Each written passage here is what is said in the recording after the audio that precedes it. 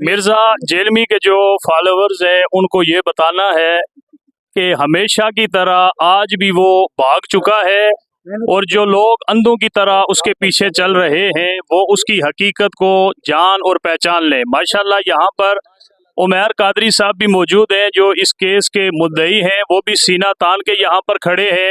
ہمارے جو legal team کے سربراہ ہیں چودھری ناصر منہاج صاحب ایڈوکیٹ، وہ بھی یہاں پر کھڑے ہیں۔